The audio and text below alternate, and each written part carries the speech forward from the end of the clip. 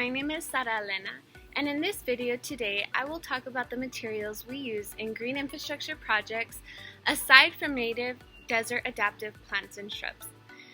When designing and implementing green infrastructure projects, we are attempting to mimic natural systems and striving to maximize the organic ground cover. One goal of green infrastructure is to create regenerative scenarios as opposed to degenerative scenarios. So what is organic material anyway? The simplest definition of organic material is anything that occurs in nature, such as wood chips, mulch, leaves, grass clippings, and compost. Organic material is any compound that is carbon-based, originally derived from living organisms. Organic material abounds in nature. In the ecosystem, as carbon-based compounds break down through composition when they die, they become part of the environment. Organic materials present in the soil is essential for providing nutrients to plants and microorganisms. When a green infrastructure installation is designed, one must analyze the type of soil at the site to calculate percolation rates.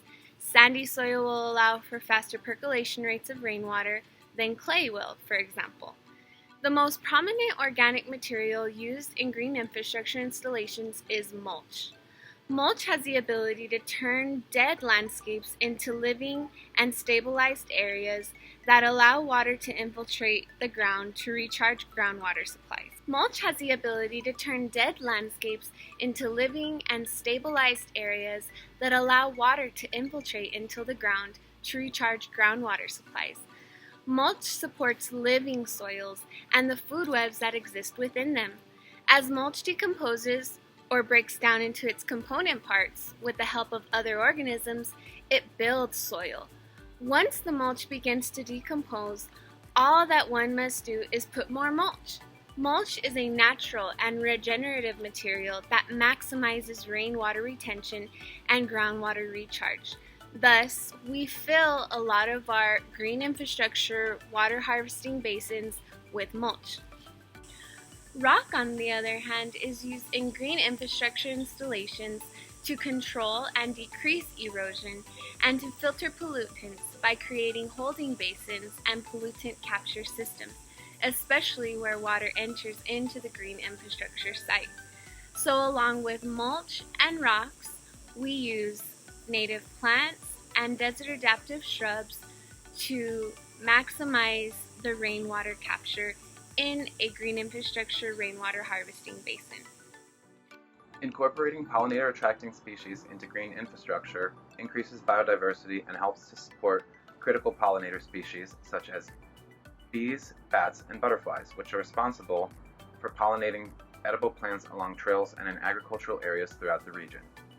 There's a strong correlation between plant and pollinator diversity, and pollinators can even introduce genetic diversity into plants. This enables plants to better withstand changes to their environment. It is important to remember to install pollinator-attracting species in groups or clusters rather than just single plants to better attract pollinators. Pollinators require water, so incorporating pollinator-attracting species into green infrastructure is a great way to maximize on the stored stormwater prior to ground infiltration. So far, we have learned the many benefits of mulch, soil, rocks, and pollinator plants for green infrastructure features. However, we're missing one more element that provides significant benefits for all of us: wildlife. The wildlife of a region serves as a natural indicator of the health of our ecosystem. By conserving wildlife, we're ensuring that our future generations can enjoy our natural world and the incredible species that live within it. To help protect wildlife, it's important to understand how species interact within their ecosystems and how they're affected by the environmental and human influences. Consider what you need to survive. You probably think of food and water. You might also consider shelter and space. These four items are crucial wildlife habitat requirements. Even a small yard can be landscaped to attract birds, butterflies, beneficial insects, and small animals. Trees, shrubs, and other plants provide shelter and food for wildlife. Planning is necessary for attractive and productive wildlife habitat.